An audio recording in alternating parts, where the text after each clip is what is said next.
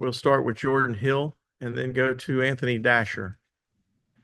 Mike, just wanted your general observations of this Oklahoma team. Started out 13-0, obviously some tough games to start conference play, but what are their strengths? What sort of stands out to you? Let me start, Jordan, if you don't mind. I apologize for holding everybody up here. We a little long-winded, obviously with the weather conditions. We got off to a little bit of a slow start, but thanks for holding tight, guys. Oklahoma really good.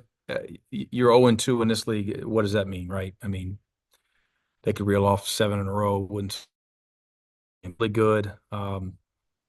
Their spacing, their level of confidence, their skill level, their ability to make threes from different spots, their playmaking ability, especially with Fears, they're super talented freshmen. Their actions, they've played high level teams and they've had a lot of success. They're a really good team. I got a text from Dash that his Zoom is not responding. Jack Leo, uh, Dash, can you talk? Can you unmute and talk? I'm texting with Dash as we're talking. I see Mark Weiser's camera on. Will Weiser ask a question? Hey, Mike, you mentioned, I guess, practicing getting your work done with the weather. What kind of challenge was that to get everybody that needs to be at practice there today, or was it not an issue? We eventually got everybody here. It just took a while. It's not like it's easy to prepare, and it wasn't typical. You know, we didn't have the whole team here an hour and a half early and getting ankles taped and being able to physically prepare quite as much. Eventually, everyone got here. Just a later start, really. Just probably the simplest way to put it. Just a later start than we had expected. But everybody's good. Everybody's had good practice. Go to Jack Leo and then Roger Manus. Yeah, Coach, just curious what the last few days of practice have looked like. Obviously, you come off that big win in Kentucky. How's, focus been, intensity, all those kind of things going into Oklahoma? Really good, normal. We've talked about the consistency with the work ethic and the approach with this group, and it was status quo these last couple of days. Our guys understand the opportunities in front of us. Oklahoma coming to town in the Steg. I mean, they're excited to play another really good team and see if we can have some success there offensively, defensively. See if we can get a little bit better. But the guys have been great. Hey, Coach, could you just touch on the home court winning streak and kind of the home court environment you guys have built and how important that is to the culture and what you're trying to build there? Yeah, I mean, we're all trying to protect our home court. I don't know what the streak is. I'm not really into streaks that much. I can tell you that I thought the environment was electric, the best environment I've experienced in the Stag. We're very appreciative of our fans and of our administration. Of course, we've made some changes in our arena, and I think it's been really effective. Our students were incredible the other day. We obviously need that continued support. Again, can't express enough the level of appreciation, which allowed us to play better. You know, to play with a high level of intensity, especially defensively, helped us get some stops down the stretch. And we're going to need that again tomorrow against Oklahoma. Go to Aaron Ladd and then back. I believe Dasher's back with us. So do Aaron and then Dash.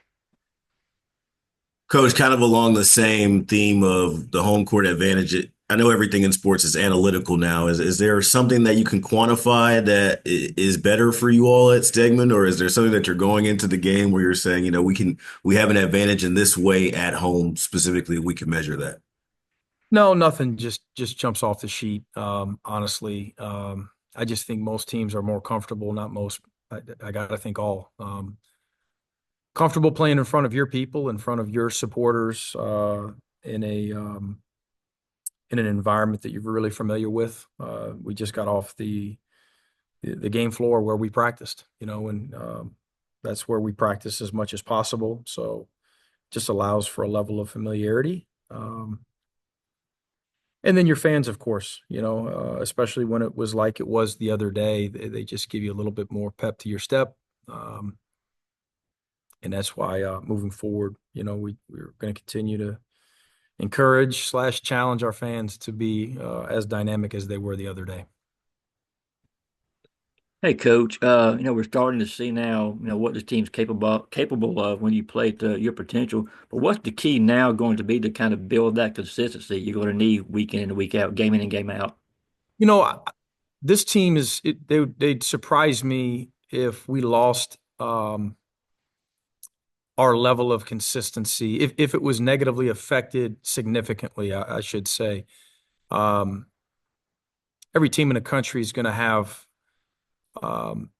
the challenges to their young people to be as consistent as possible and to be detail oriented and to be locked into the scouting report and on the wins, respond to losses, all those things.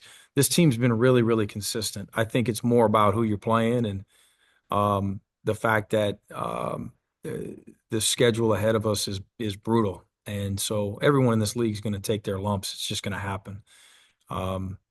We're going to be consistent with our work ethic in our next practice and our next film session. It's just the way these guys are. It's a really good team to work with, which gives you a chance in the win-loss column. But you can still, again, play really well against some of these teams like Oklahoma and come up short just based on the other team playing better than you. We just got to continue to get better. That's where our focus is right now. And just a real quick follow-up. This group of guards you have right now, you've had a good group of guards at some of your previous stops, but how is this unit, these guards you have kind of stacking up to maybe what you've had before? A little different. Very, very talented group, deep group, versatile group of guards. Probably a little bit unique in that they're probably we've got some diversity there, but there's probably more similarity amongst the group of five that we're playing more so than any group that I've coached. We've got a bunch of 6'4" guys that can make a shot, that can drive it, they can pass a little bit. We've got some weaknesses too. We got to work on our turnover margin. Got to work on our decisions, our execution, a lot of stuff. But five guys with size, with some versatility, play well together, but we've got a ways to go. Thanks. Mark has another question. Mark, fire away. Mike, with SEC play underway, I'm curious what you think of the SEC availability report, that level of transparency. And I guess Kentucky had a guy the other day that was one of their better players that was on there, but then ended up playing. What do you think of it? I just, the conference office and Greg and Garth and those guys, if they think it's better for the league, I'm all for it. I'm all for transparency. We'll see if there are any issues, down the road with within our league, but I don't anticipate it. I think for the most part, I think it's a good thing. I don't see any negatives coming from it. And Jordan's put his hand up. Yeah, Mike, I just want to ask your impressions of Bryson Gadeen, number 2 for Oklahoma. He had 34 in that game against A&M. Just what stood out to you about him? He went nuts. I mean, just a quick, high release, a beautiful stroke, and they did a great job. Again, their spacing is off the charts, and they just put you in peril with guys that have an ability to drive it, and defenders.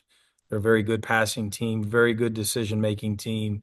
They run good actions. They put you in ball screens with a decision maker, catching it in the middle of the court, and he puts a lot of pressure on you when he's in the game.